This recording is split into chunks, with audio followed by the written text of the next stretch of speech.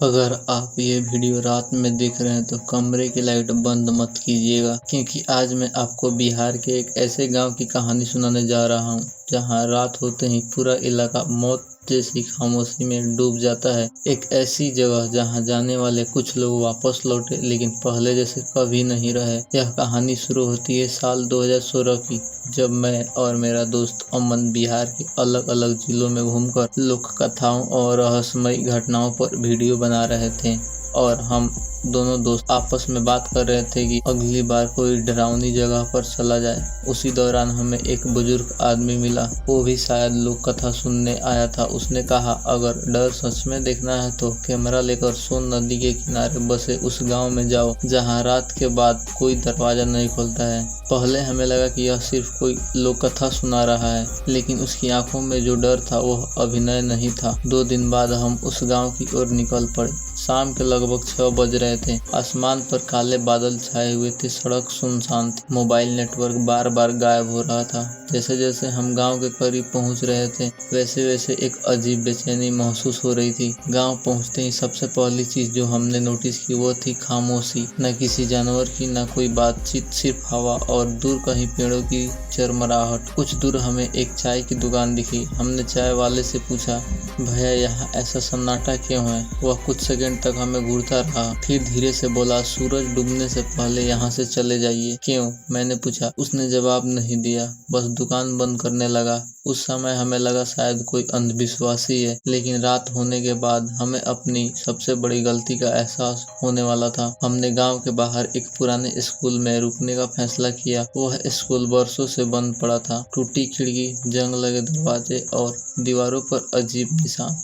रात के लगभग 11 बजे होंगे। हम कैमरे पर रिकॉर्डिंग कर रहे थे, तभी स्कूल के पीछे किसी बच्चे की रोने की आवाज आई, बहुत धीमी लेकिन साफ। अमन ने कहा, क्या गांव में कोई बच्चा होगा? लेकिन समस्या यह थी कि उस दिशा में कई किलोमीटर तक कोई घर नहीं था। हम टॉर्च लेकर बाहर निकले। बारिश शुरू हो चुकी थी। आवाज लगातार आ रही थी, रोने की आवाज, और फिर अचानक हंसी। एक बच्चे की हंसी, ठंडी और असामान्य, मानो कोई इंसान हंसने की कोशिश कर रहा हो, लेकिन वह इंसान नहीं था। हम दोनों वहीं रुक गए। दिल तेजी से धड़क रहा था, और तभी हमारी टॉर्च की रोशनी एक तालाब पर पड़ी। तालाब बिल्कुल शांत था, लेकिन उसके बीचों बीच कोई खड़ा था।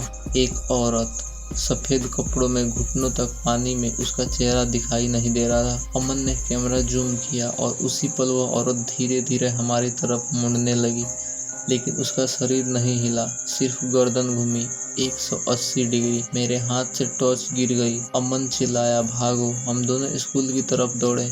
पीछे मुड़कर देखने की हिम्मत नहीं हुई। स्कूल के अंदर पहुंचकर हमने दरवाजा बंद कर दिया, लेकिन असली डर अभी शुरू हुआ था। रात के 1 बज चुके थे।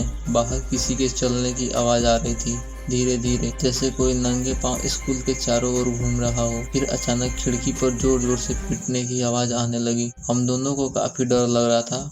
हमारी हिम्मत नहीं हुई बाहर देखने की, लेकिन कुछ मिनट बाद अमन ने कांपती हुई आवाज में कहा, वह अंदर है।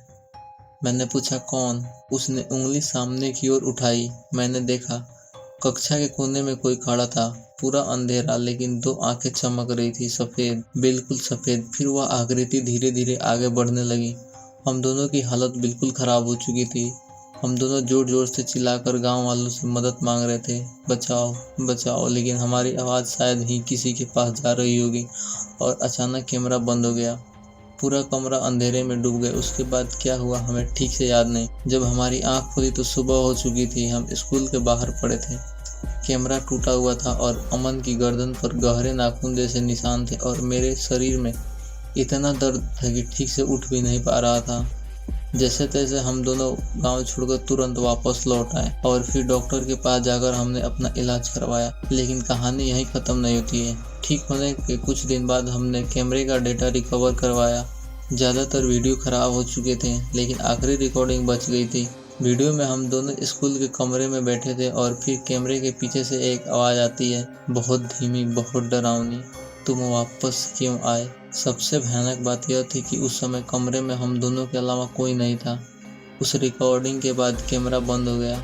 आज तक नहीं पता चला कि वह आवाज़ किसकी थी, और जब हमने दोबारा उस गांव के बारे में जानकारी निकालने की कोशिश की तो पता चला कि जिस तालाब के पास हमने उस औरत को देखा था वहां कई दशक पहले नाव डूबने की एक दर्दनाक घटना हुई थी। कई जाने गई थी और कुछ तो उसमें से 4 से 5 साल के बच्चे भी थे। तब से लोग दावा करते हैं कि रात में वहां रोने और हंसने की आवाज़ सुनाई देती है। सच क्या है कोई नहीं जानता, लेकिन गांव वाले आज भी सूर्यास्त के बाद उस तरफ नहीं जाते। और अगर कभी आप बिहार की यात्रा करें और किसी सुनसान गांव में कोई बुजुर्ग आपको यह कहे कि रात होने से पहले यहाँ से चले जाओ, तो उसकी बात ज़रूर मान लेना, क्योंकि कुछ जगहों पर सिर्फ डर कहानियों में नहीं रहता है, वह आपका इंतज़ार कर रहा होता है अंधेरे में। Thanks for watching.